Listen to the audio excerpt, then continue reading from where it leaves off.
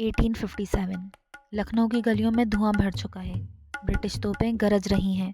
Residency की दीवारों से बारूद की गंध उठ रही है और उसी अफरा तफरी के बीच एक औरत खड़ी है, सिर ऊंचा, आंखों में आग और दिल में बगावत। वो कोई आम औरत नहीं है, वो है बेगम हजरत महल। लेकिन ये कहानी यहीं से शुरू नहीं होती। ये कहानी शुरू होती है एक लड़की से जिसका नाम था मोहम्मदी खानम। लखनऊ की रंगीन महफिलों में पली बड़ी, नवाबी तहजीब के बीच वो एक दिन अवध के नवाब वाजिद अली शाह के हरम में पहुंची। वक्त बदला, मुकद्दर बदला और मोहम्मदी खानम बन गई हजरत महल। लेकिन किसे पता था कि ये औरत सिर्फ शाही शान के लिए नहीं बनी थी, वो इतिहास बदलने वाली थी। 1856 ब्रिटिश ईस्ट इंडिया कंपनी ने कुशासन का आरोप लगाकर अवध को हड़प लिया। नवाब वाजिद अली शाह को कलकत्ता निर्वासित कर दिया गया। दरबार सूना हो गया, सिंहासन खाली हो गया और अंग्रेज़ों को लगा अब अवध झुक जाएगा। लेकिन उन्होंने एक गलती कर दी। उन्होंने एक माँ को कमज़ोर समझ लिया। बेगम हजरत महल ने फैसला लिया, तख्त खाली नहीं रहेगा। उन्होंने अपने नाबालिग बेटे बिरजीस कद्र को अवध का शासक घोषित कर दिया। दरबार में आवाज़ें गूंज उठी। बेगम बोली, अवध बिकेगा नहीं, अवध झुकेगा नहीं जब तक मेरी सांस चलेगी। 1857 की चिंगारी जब मेरठ से उठी तो उसकी लपटें लखनऊ तक पहुंची।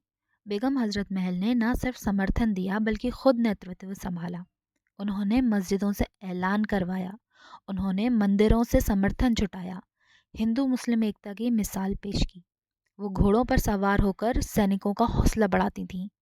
सीमित संसाधन होते थे, कम हथियार होते थे, लेकिन हिम्मत थी पहाड़ से भी ऊंची। ब्रिटिश सेना ने जवाबी हमला तेज कर दिया, रेसिडेंसी पर कब्जा कर लिया, सैनिकों की शहादत हो गई और कुछ स्थानीय राजाओं की गद्दारी। हर मोर्चे पर नुकसान होने लगा, हर दिन एक नया घाव। एक रात महल की छत पर खड़ी बेगम ने लखनऊ को जलते देखा। बेगम बोली, अगर मेरी हार भी हो तो याद रखना मैंने कोशिश छोड़ी नहीं थी। 1858 अंग्रेज़ों ने अवध पर फिर कब्जा कर लिया। बेगम हजरत महल को अपने बेटे के साथ नेपाल की ओर पलायन करना पड़ा। न ताज, न दरबार, न वो शहर जिसके लिए उन्होंने सब कुछ दांव पर लगाया था। नेपाल ने उन्होंने शरण ली और वहीं गुमनामी में ज़िंदगी के आखिरी दिन गुजारे। कोई शाही विदाई नहीं, कोई इतिहास की किताबों में बड़ा अध्याय नहीं।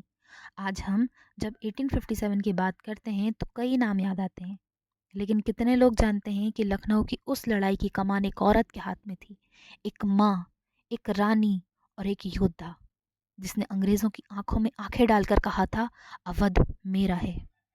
वो सिर्फ एक बेगम नहीं थी, वो एक प्रतीक थी, साहस का, स्वाभिमान का और उस जज्बे का जो ताज से नहीं दिल से जन्म लेता है।